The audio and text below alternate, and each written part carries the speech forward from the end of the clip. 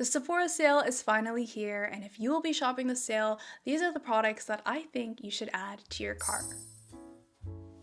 Starting November 1st, Sephora will have their annual savings event. So if you are a Rouge member, you can get 20% off. If you are a VIB, you get 15% off. And if you are an insider, which is anyone who signs up for the Sephora rewards, you'll be getting 10% off. It's also that time of year where you will be bombarded by these types of videos. So I thought I'd share a few reminders before shopping a sale and watching these recommendation videos. Number 1, set a budget of how much you can comfortably spend without going overboard if you do, of course, choose to shop the sale. I personally find it helpful to include fun spending in my budget because it helps me balance spending limits while still allowing me to enjoy myself. Number 2, if you didn't want it before the sale, you probably don't actually want it. In this case, instead of adding it to your cart, you can add it to your wish list and sit on it for a bit longer to ensure you're confident in the purchase. Number 3, consider your preferences before taking recommendations from other people.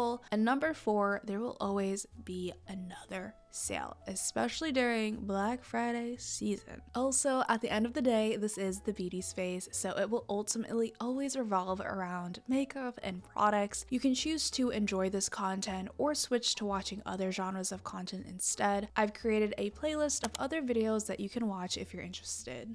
This video is for those of you who do like shopping the Sephora sale, or if you aren't shopping the Sephora sale, hopefully this could just be a resource for you to hear my reviews and recommendations on products at Sephora so you can add them to your wish list for the future, or maybe it'll even save you some money. Personally, for me, I love shopping the Sephora sale. I'm not gonna lie though, as time goes on, the longer I have something on my Sephora wish list, I tend to remove it by the time it gets to the Sephora sale. So my wish list this year doesn't feel as major as previous years, but that is kind of the point, you know? Also, as I was kind of choosing out products that I wanted to share and recommend, I realized that there weren't a lot of new recommendations that I've had. So if you are interested in hearing about my holy grail makeup favorites from Sephora, that video was posted in April, and that's more of an accurate view of products that I have loved long term. This video is more like new favorite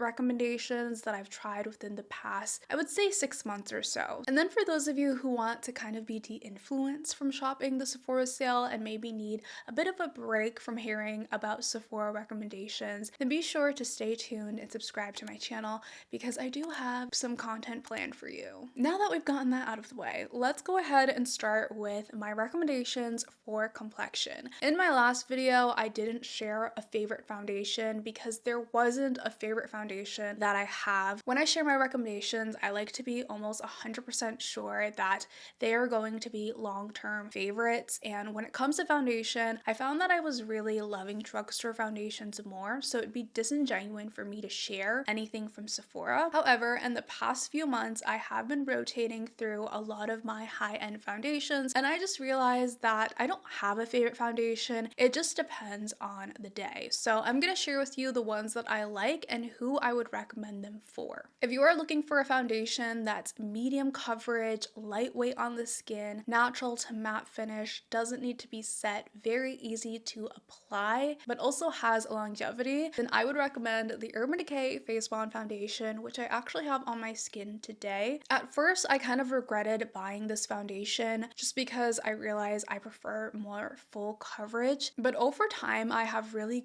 grown to love this foundation. It truly is self-setting, like you do not need to add powder on top. I personally still set it with powder because it just feels strange not to set it with powder, but I do think it looks good without setting it with powder. I would also recommend this if you have oily skin and you have a hard time finding lightweight medium coverage foundations that don't make you super oily at the end of the day. This is that girl. If you are going to set this, I wouldn't go crazy with the powder. I'm not gonna lie, if you set this with powder, it can kind of look cakey if you apply too much, but with just the right amount, your base will look flawless with this foundation. Now, if you want something that's a little bit more glowy for the skin, medium coverage, and you don't mind prepping it with primer, setting spray, and powder, then I would recommend the famous House Labs foundation. I finally bought a full size of this and she is totally worth the hype in my opinion. Now I do have extremely oily skin, so I was turned off by this foundation at first, but I realized that there is a time and place for a glowy foundation. The best parts about a glowy foundation is that it just creates a beautiful base and kind of primer for the rest of your makeup. This will make your skin look so healthy, but at the same time, when you pair it with powder, it's less likely to be cakey because the finish is glowy. Because powder is matte and it's the exact opposite effect of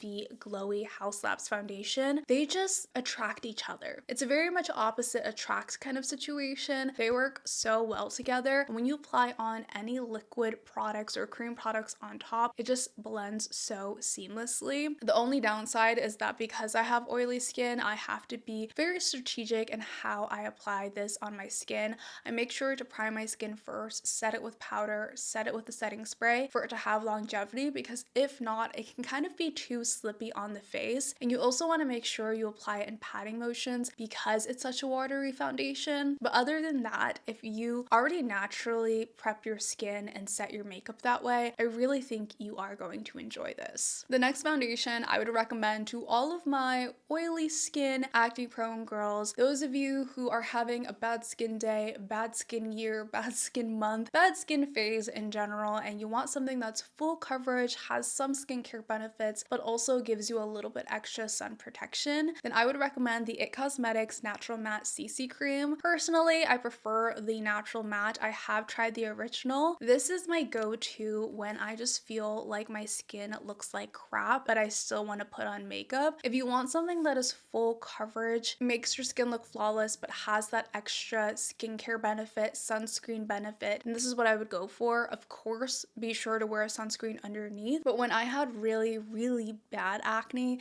especially cystic acne, the IT Cosmetics CC Cream was a lifesaver for me. And in full transparency, I was sponsored by IT Cosmetics on my TikTok and Instagram, but they did not sponsor me to make this video. I am recommending this out of my own heart because I have been using this for years, even before they sponsored one video. And then this foundation is for those of you who want something that's transfer proof, bulletproof, fry proof, breakup proof, wedding proof, full coverage, natural matte finish. I bet you guessed it already. It's the Estee Lauder Double Wear Foundation. Now, I personally love this more for event wear, photo, video. It is a foundation that you have to prep properly because if not, it can be too heavy on the skin, it can be cakey on the skin, but for the right type of weather and event, she is that girl, okay? Cult following, holy grail for a reason, most dependable foundation if I need something that is going to have longevity. All right, let's move on to concealer. In my last video, I did recommend a couple of concealers. There are some that I have yet to share with you as a recommendation. The first is the Huda Beauty Faux Filter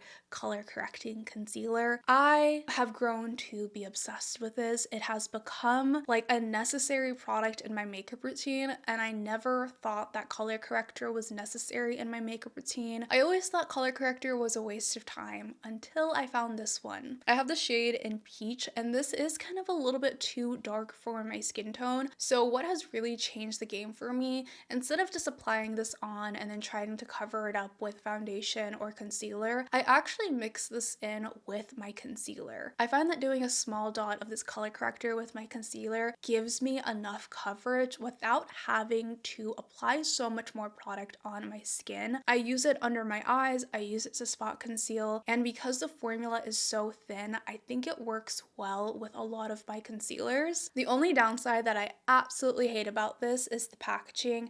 I don't know if you can see, but the packaging just continuously leaks. If you set it down, it will literally just leak all over all of my other products, so I have to make sure to keep it standing upright. If not, it's just going to create a bloody mess. Other than that, formula is 10 out of 10, product is 10 out of 10. I cannot stop using it. The next concealer is for all of my acne prone skin girlies, or those of you who just want a concealer to spot conceal. It is the NARS Soft Matte Concealer. I don't know why I don't think I've ever mentioned this on my channel. I have been using it for years. It is one of those products I would take to my grave because I can't live without it. It's kind of like the Huda Beauty color corrector texture. I use it every time I do my makeup, whether it's for spot concealing or even just to clean up my eyebrows or my eye makeup. Sometimes I even use it to set my eye makeup. I have the shade in Praline, and this is, I want to say, maybe my third or fourth pot, and I have hit pan on this. So you can see how much I have absolutely loved this. I've mixed it in with the Huda Beauty color corrector and it's worked beautifully. It just has that very matte texture to it, but it's also very lightweight and blurring on the skin. So it just makes a great spot concealer. You want to pair this with a fluffy blending brush, kind of dip in that fluffy blending brush and then dab it on the skin. And obviously it's not going to cover the bump, but it's going to make the redness or the dark spot disappear. Let's move on to blushes. I have been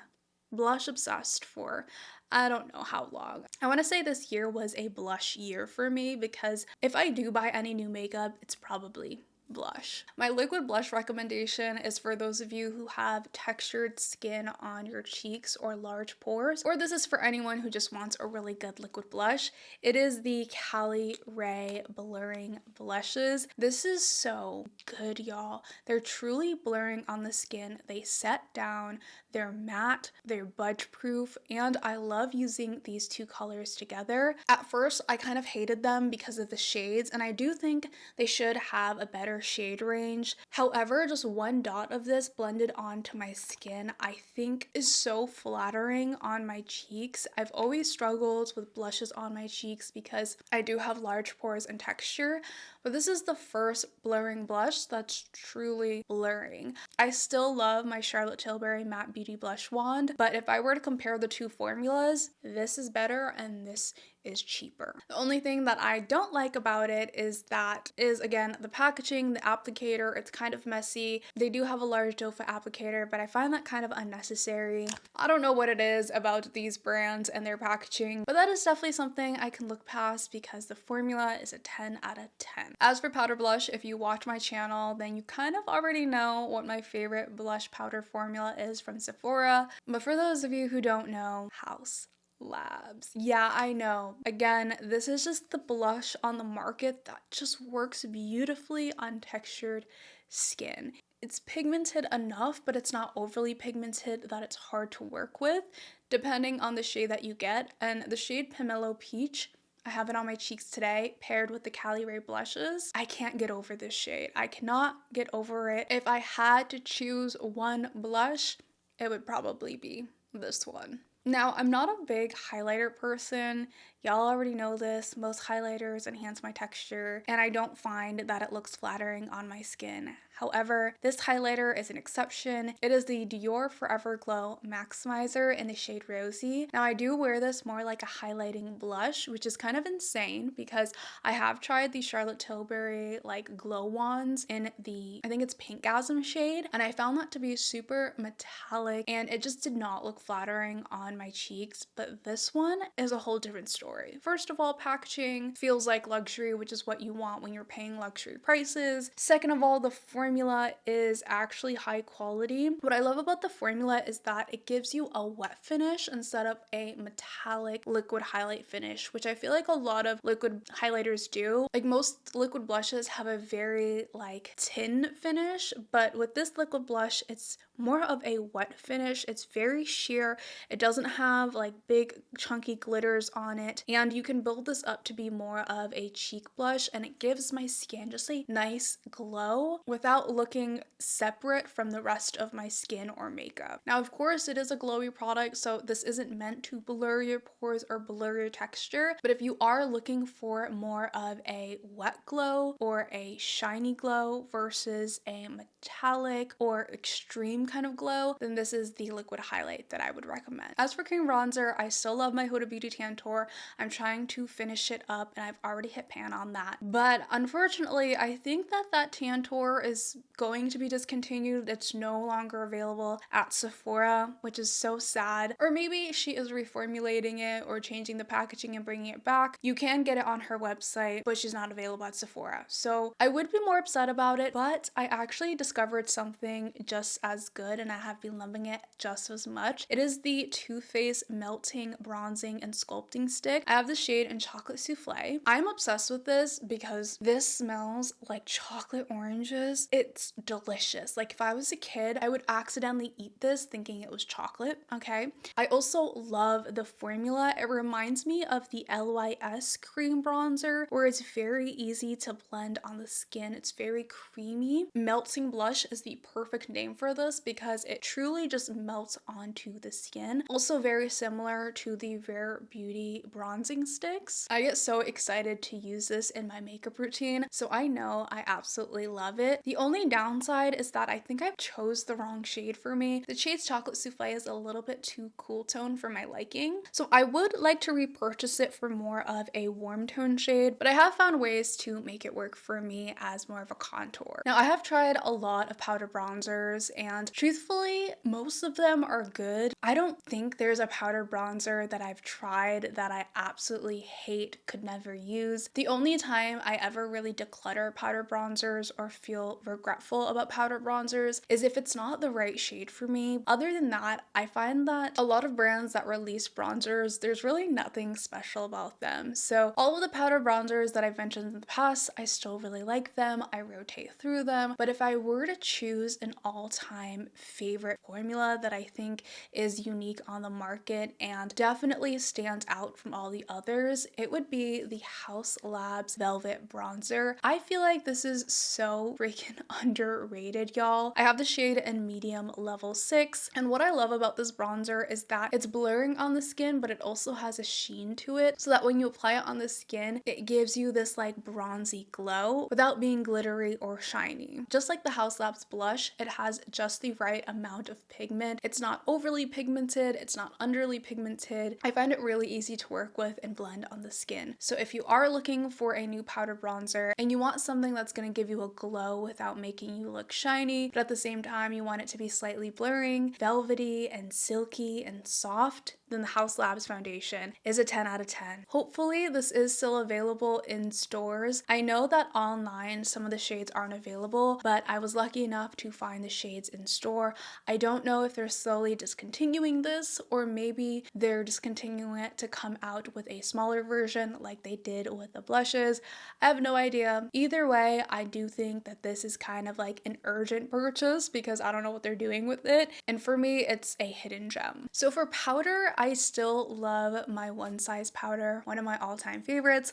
I also love the Hourglass powder that I mentioned in the last video, but now I've had some time with the Huda Beauty baking powder, and this is the fragrance-free version. I bought it during the last Sephora sale, I believe. Unfortunately, the fragrance-free version is no longer available at Sephora. It was for like a limited time. I find that so sad and so unfortunate because if you missed your chance to get the fragrance-free, who knows if she's ever going to re-release it. Hopefully she does. Either way, the powder formula is supposed to be the same as the OG formula, so if you're interested in the OG formula with the fragrance in it, I can vouch that this is a great powder. It's totally worth the hype. I find it to be just thin enough to really blur out the skin. It's not as mattifying or heavy on the skin as the One Size, so if I'm already wearing like a matte foundation, I tend to pair it with the Huda Beauty instead of the One Size, but if I'm wearing like a glowy foundation, I tend to pair it with the One Size just because it's more mattifying on the skin. Overall, the best way I could describe this powder is just right. I hope that she comes out with a fragrance-free version again. Surprisingly,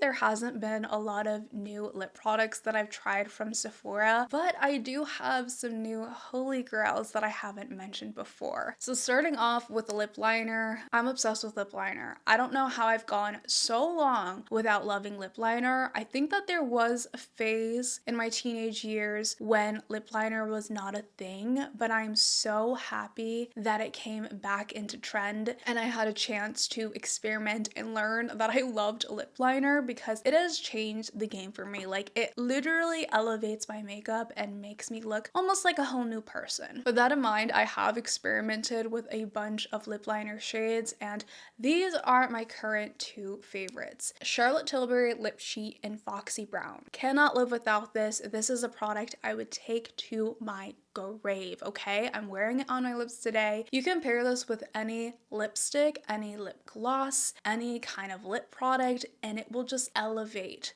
your lip combo. It is the perfect shade of brown, not too deep, not too light. It's just right in the middle. I also love the Charlotte Tilbury lip liner formulas. I find them to be very creamy and easy to apply on the lips, but they do set and they do have longevity to them. Another favorite is the Hourglass Shape and Sculpt lip liner in the shade Candid 5. This is fairly new, but the formula is very similar to the Charlotte Tilbury one. It has that creamy application to it, but this has even more longevity than the Charlotte Tilbury one. So if you want like an even better formula, Hourglass is where it's at, even though it is kind of pricey. I personally love the shade Candid 5 when I want something that's a little bit more plummy, burgundy toned instead of the neutral brown tone. This is another one that I think is a game changer paired with any lipstick, lip gloss. It will 100% elevate your makeup look and your lip combo. So if I were only to keep 2 lip liners out of everything that I own, it would be these. And the lipstick that I would recommend from Sephora, I actually don't buy a lot of lipstick. This is the one that I have that I'm religiously picking up. It is the Makeup by Mario Satin Lipstick in the shade Flat Iron. I have this on my lips today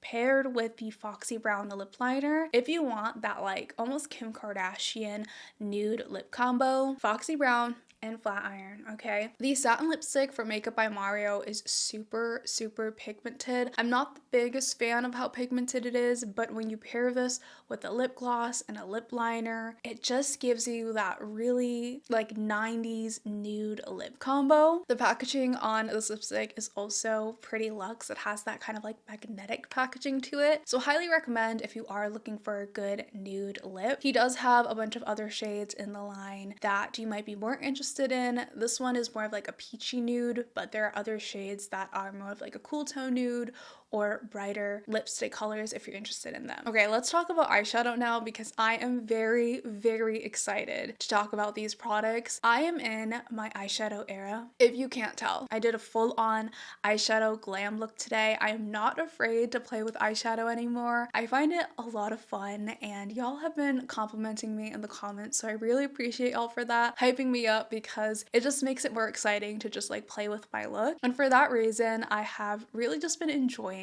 eyeshadow palettes and just eyeshadow in general, and it has made makeup so fun because I get to experiment with different shades and different styles. All that being said, my favorite and most recommended eyeshadows from Sephora are the Natasha Denona palettes. Now specifically these ones. And I say that because I have tried Natasha Denona palettes in the past and unfortunately I have decluttered a lot of them. They just weren't the right color story for me, but also she tends to experiment with formulas and I have to say her newer formulas are top tier, but also she's really improved in the color stories that she's been creating. These are the first 2 Natasha Denona palettes that I feel very passionately about. Starting with the Natasha Denona I Need a Nude. I can't believe I haven't talked about this on my channel on like long form content. I posted a short on this, but I haven't raved about it in long form just because there was a phase where I wasn't like playing with eyeshadow a lot. Now I am. I have this palette on my eyes today, and even though this is cool toned, I still find it flattering on the eyes. I think what makes this not like an ashy cool tone palette is that there's enough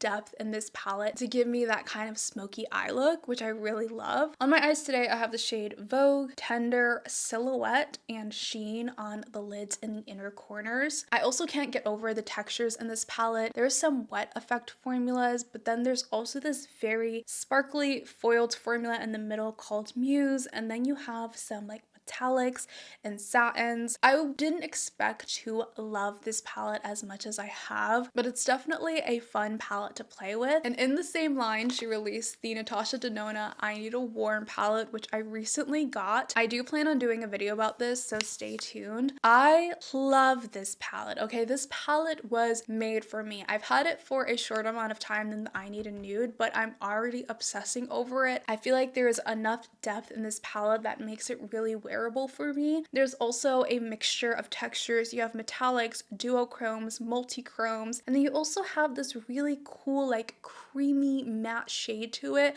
that reminds me of the Charlotte Tilbury matte formula. I cannot get over this, especially for the autumn time. Right here is my favorite kind of row to play with, the shade Flashover, Fervor, Ripe, and then the multichrome Phenomena. Y'all, I was not a multi-chrome person until I tried the Natasha Denona multi-chrome. And because of this palette, I really want to buy the Danessa Myricks Lightworks palette because it's filled with like multi-chromes and duochromes. Anyways, off topic. If you are interested in any of these palettes, if you are a cool tone person or a warm tone person and you love eyeshadow, I don't think you'll regret these, okay? And as for setting spray favorites, I still have the same ones that I use all the time. If you are interested in finding out what that is, then be sure to check out my other Sephora recommendations video. Moving on to skincare, I don't have a lot of new skincare favorites because I don't try a lot of new skincare, but the one that I have was from the last Sephora sale, and it is the Ilia Base Face Milk. Y'all, if you can't tell, I love this stuff. I have used the ish out of it. I'm almost done with it. It is so good. It is so good.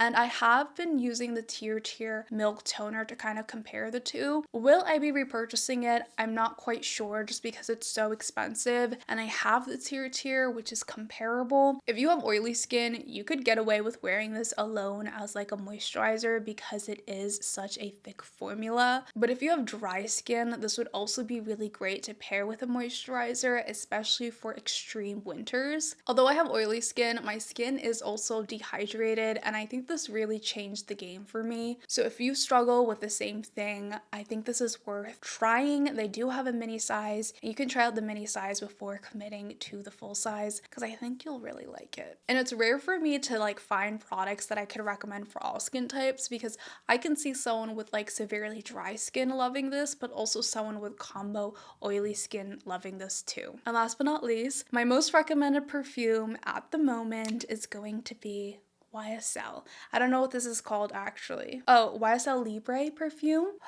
It smells so good. Oh my gosh. I can't explain how this smells. I will put the notes up on the screen because I'm terrible at describing scents. The way that this smells to me is just like a woman's version of a man's cologne. It's just very sophisticated. It gives that like night out vibe. It has that soft, kind of sweet, musky floralness to it. It has longevity to it, so a little goes a long way. I did not buy this because I just can't grasp spending like $100 on a small bottle of perfume, but thankfully my mom gave this to me and I'm so grateful because it's one of my favorite perfumes, and because I love it so much and because it's so expensive, I have become that person that's like, just a little bit, because I don't want to run out. I don't want to run out. If you are looking for just a beautiful night out scent that is going to make you smell like a woman, is the best way I can explain it. Worth the hype, and I can see why so many people love it. I personally cannot wait to shop the Sephora sale. I have some exciting things on my list. I told myself that I'm only allowed to buy things that bring me excitement. So if there's something on my wish list that doesn't bring me that excitement to try it, I'm just gonna remove it off my list. I can buy it another day. I do not need to buy it just because it's on sale. One of those products is the Danessa Myricks eyeshadow palette. I'm just drooling over that right now. Let me know in the comments below if there are any products that you have on your Sephora wish list, or if there's anything that you would recommend for us to buy and try. Be sure to subscribe and stay tuned because I will be posting a Sephora shopping video and a Sephora wishlist video. With that being said, I hope that this video was helpful whether you are going to be shopping the Sephora sale or not going to shop the Sephora sale. If you enjoyed the video, give it a thumbs up, subscribe if you're new to my channel, and as always, I'll catch you on the flip side. Bye!